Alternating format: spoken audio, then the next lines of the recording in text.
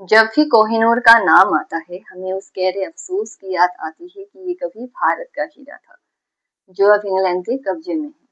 कोहिनूर के बारे में एक इंटरेस्टिंग बात ये है कि इसे कभी खरीदा या बेचा नहीं गया।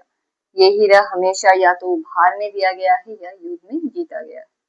ये हीरा हजारों साल पहले भारत की जेलोर माइन रेत से निकाला गया था। हिंदू मान्यताओं के अनुसार कृष्ण जैसे देवता इसे पूजते थे। हालांकि ऐसा लगता था कि इसके होल्डर की किस्मत को देखते हुए कोई श्राप भी था, और ये रत्न बाद में कोहिनूर हीरे के नाम से जाना गया था। इंडियन कोर्ट कॉन्स्पिरेसीज भारतीय दरबारी षड्यंत्र से होते हुए 1800 के दशक के मिड में ब्रिटिश क्राउन ज्वेल्स में शामिल हो गया था। ये वो टाइम था जब एक ब्रिटिश शौकिया जियोलॉजिस्ट ने हीरे की उत्पत्ति के बारे में जेमोलॉजिस्ट और हिस्टोरियंस का इंटरव्यू लिया था और कोहिनूर का हिस्ट्री लिखा था, जो हीरे से जुड़ी अधिकांश फ्यूचर की कहानियों का आधार बना। लेकिन हिस्टोरियंस अनीता आनंद और विलियम डेलाडिम्पल के अनुसार उस जियोलॉजिस्ट ने पूरी बात गलत बताई थी। डेलाडिम्पल का कहना था कि हमें वो मिल गया जिसकी हर हिस्टोरियंस को चाहत होती है, एक ऐसी स्टोरी जो लोगों के लिए मोस्ट इम्पोर्टेंट है, एक ऐसी चीज जो दुनिया भर में जानी जाती है। 2017 में अनीता आनंद और विलियम डेलाडिम्पल का एक किताब आई थी जिनका नाम था Kohinoor the history of the world most infamous diamond, जिसे हिंदी में कोहिनूर दुनिया का सबसे बदनाम हीरे का इतिहास कहा जाता है। और ये किताब कोहिनूर हीरे की रोमांसकारी और हिंसक इतिहास को दर्शाते हैं। इसमें मुगल कोर्ट से लेकर डिफरेंट रूलर के हाथों से होते हुए ब्रिटिश ताज तक की सफर का वर्णन। और इस किताब में डेलाडिम्पल और आनंद हीरे के बारे में सच्चाई जानने के लिए 4 शताब्दियों से भी ज्यादा पुराने इतिहास की पड़ताल करते हैं। सदियों तक भारत दुनिया में हीरो का एकमात्र सोर्स रहा। ये 1725 तक जारी रहा, जब ब्राजील में हीरे की खदानों की खोज हुई।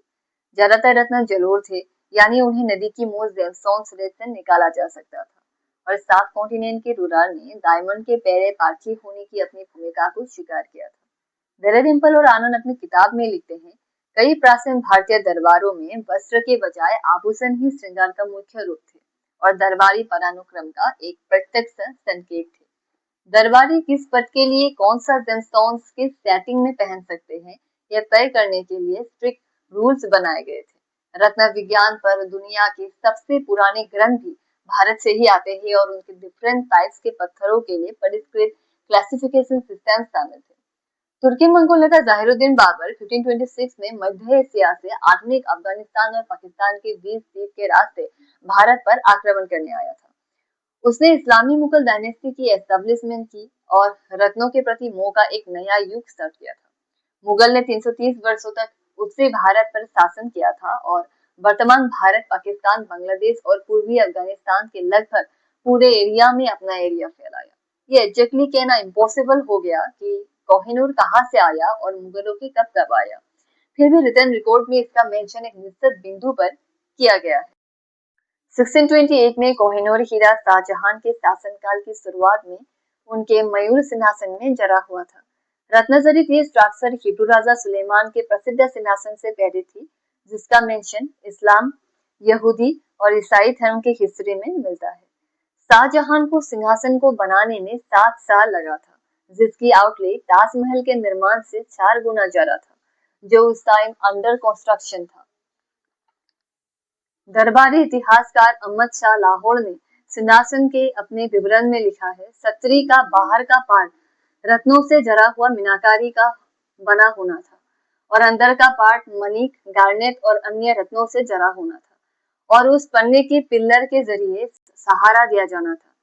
सभी पिलर के टॉप पर रत्नों से जरे 2 मोटे मोर होने थे और सभी 2 पिकॉक के बीच मानिक, हीरे, पन्ने और मोतियों से जरा एक। सिंहासन पर लगे जितना भी वैल्यूएबल रत्न था, उनमें से 2 बड़ा रत्न था जो टाइम के साथ सबसे वैल्यूएबल बन गया। तैमूर मानिक, जिसे मुगलों के जरिए ज्यादा इंपॉर्टेंस दिया जाता था क्योंकि वे कलरफुल रत्न को पसंद करते थे, और कोहिनूर हीरा और ये हीरा सिंहासन के सबसे टॉप में एक चमकते हुए रत्नमय पिकॉक के सिर में जरा हुआ था। मयूर सिंहासन के कंस्ट्रक्शन के 1 शताब्दी बाद तक मुगल एम्पायर ने भारत और उसके बाहर अपना प्रमुख बनाए रखा। ये एशिया की सबसे रिच स्टेट था। कैपिटल दिल्ली की पॉपुलेशन 20 लाख थी, जो लंदन और पेरिस की संयुक्त जनसंख्या से भी ज्यादा थी।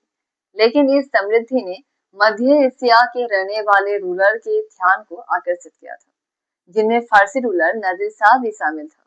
नादिर ने 1739 में दिल्ली पर हमला किया और उसके बाद हुए नरसंहार में हजारों लोगों की जान गई थी और खजाना खाली हो गया था। नादिर इतना सोना और इतना रत्न लेकर शहर से गया कि लूटे गए खजाने को खींचने के लिए 700 हाथियों, 60,000 ऊँटों और 12,000 घोड़ों की जरूरत पड़ी थी। नादिर ने मयूर सिंहासन को अपने खजाने का हिस्सा बना लिया था, लेकिन अपने बाजूबंद में पहनने के लिए तैमूर, रूबी और कोहिनूर हीरा निकाल लिया था। कोहिनूर 70 साल तक भारत से दूर रहा, एक ऐसे कंट्री में जो बाद में अफगानिस्तान बना। ये एक के बाद एक ब्लडी इंसिडेंट के चलते डिफरेंट रूलर के हाथों में रहा, जिनमें एक राजा ने अपने ही बेटे को अंधा कर दिया और एक डिपोस्ट रूलर जिनके मुंडा सिर पर पिघले हुए सोने से राज्याभिषेक किया गया था। दशकों की लड़ाई के बाद ये हीरा भारत लौट आया और 1813 में सिख रूलर रणजीत सिंह के हाथों में आ गया। उनको इस रत्नों के प्रति विशेष लगाव था और इसकी लगाव ने प्रतिष्ठा और शक्ति को और मजबूत किया था। आनंद और डेलेडिम्पल बताते हैं, रणजीत सिंह को सिर्फ हीरे पसंद नहीं थे, वे इसके विशाल मौद्रिक मूल्य का रेस्पेक्ट करते थे। ऐसा लगता था कि उनके लिए कोहिनूर प्रतीकात्मक था। 1839 में रणजीत सिंह के मृत्यु के बाद पंजाब की गद्दी 4 वर्षों तक 4 डिफरेंट रूलर के बीच घूमता रहा। इस हिंसक दौर के अंत में सिंहासन के लिए सिर्फ एक युवा बालक दलीप सिंह और उसकी मां रानी जिंदन ही बचे थे।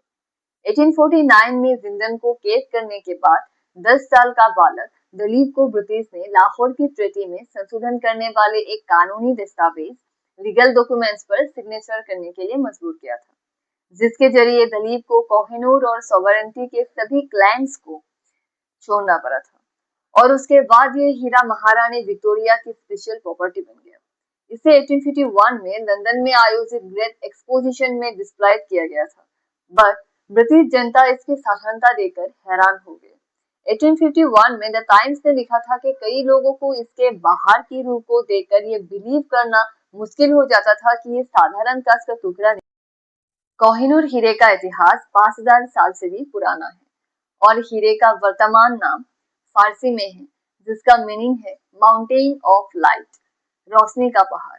ये एक फेमस हीरा है जिसका वजन पहले लगभग 793 कैरेट था, लेकिन कई बार तराशने के बाद अब इसका वजन 105.6 कैरेट का है।